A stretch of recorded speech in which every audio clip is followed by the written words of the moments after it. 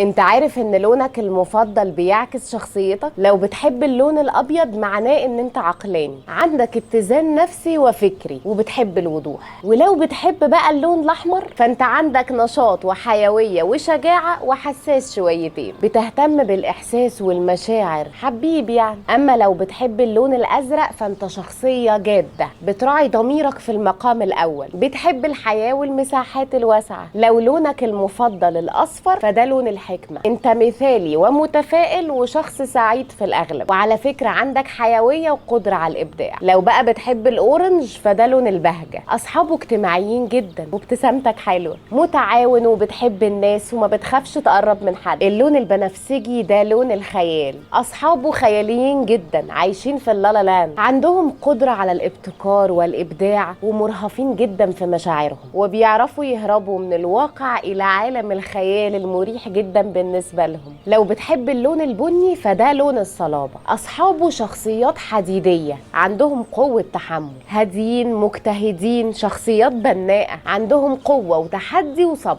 أما لو بتحب اللون الأخضر فده لون البساطة، اللي بيحبوه بيبقوا متسامحين وهاديين وناس بسيطة كده، وغالبا بيكونوا ناس نشيطة مش كسلانين، والدقة في العمل أكتر حاجة بتميزهم، وعندهم توازن نفس. أما بقى لو بتحب اللون الأسود فده يا باشا لون الغموض، أصحابه شخصيات غامضة ومنطوية، شخصيات متكلفة مش سهلة. الشخص ده بيضفي البهجة على حياته بالقدر اللي محتاجه، مش أفورة هي.